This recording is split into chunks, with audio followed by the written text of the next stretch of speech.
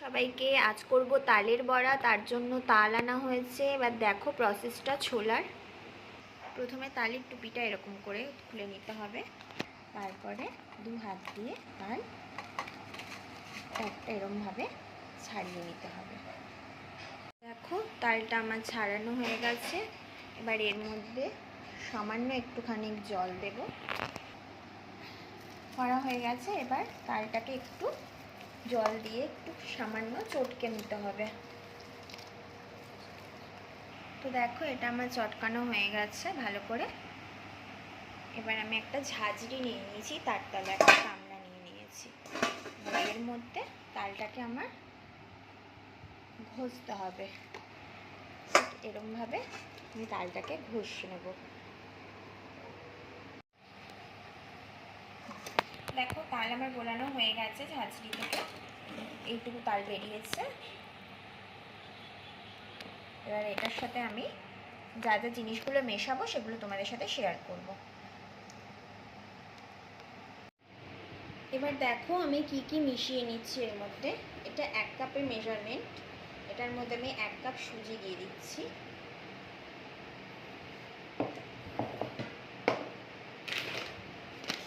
আমি 1 কাপ চিনি দিয়ে দেবো। চিনিটাকে তোমরা গুঁড়ো করেও দিতে পারো।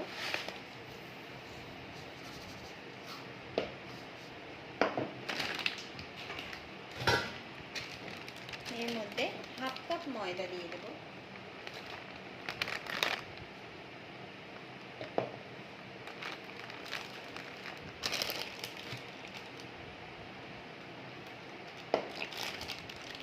ময়দা যদি পরে লাগে আমি আরও দেবো, যখন মেশানো হবে তখন দেখে তারপরে দিতে হবে।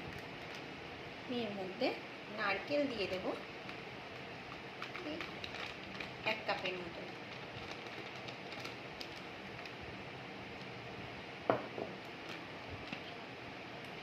এবার আমি পুরো প্রসেসটাকে হাত দিয়ে ভালো করে মেশাতে থাকবো।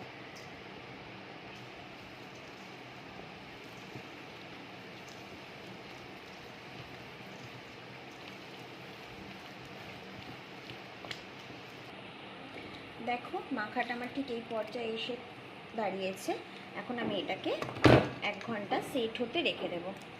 তাহলে কি সুজিটা একটু ফুলে যাবে, চিনিটাও মিশে যাবে। আমি ঢাকা দিয়ে রেখে দেবো। চলো, আমি মাঝখানে এসেছিলাম, একবার ব্যাটারটাকে একটুখানি নাড়িয়ে নিয়েছিলাম। দেখো কতটা ঠিক হয়ে গেছে, সুজিটা পুরো মিশে গেছে এর মধ্যে। এবার আমি কড়াইতে তেল দিয়ে দেবো। কড়াই বসিয়ে দিয়েছি। এবার আমি কড়াইতে তেল দিয়ে দেব।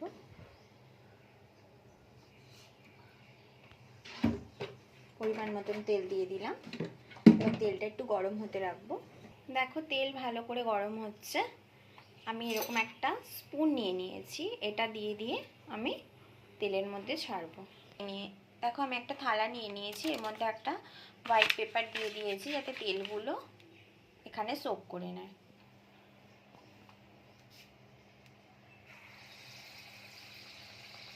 একদম সিম করে এবার আমি এক একটা করে ছাড়বো।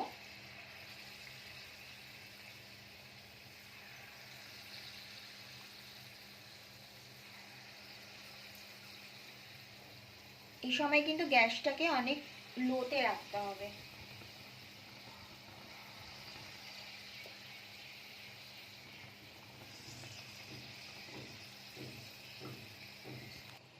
আমি মৌরিটা দিতে ভুলে গিয়েছিলাম প্রথম পর্যায়ে। এবার আমি মৌরিটা দিয়ে একটু ভালো করে ফেটিয়ে নেব। মৌরি দিলে কি মুখের মধ্যে একটু একটু করে মৌরি পড়বে, বড়াতে বেশ টেস্টটা আরও বেশি ভালো আসে। মৌরিটা আমার দেওয়া হয়ে গেছে। দেখো বড়াগুলো কি সুন্দর ফুলে ফুলে উঠেছে। দেখো আমার ভাজা হয়ে গেছে, বড়াগুলো কি সুন্দর কালার এসছে। আমি এই ছাঁকনিতে তুলে রেখেছি তেলটা ঝরার জন্য। আমি এতে ঢেলে দেবো।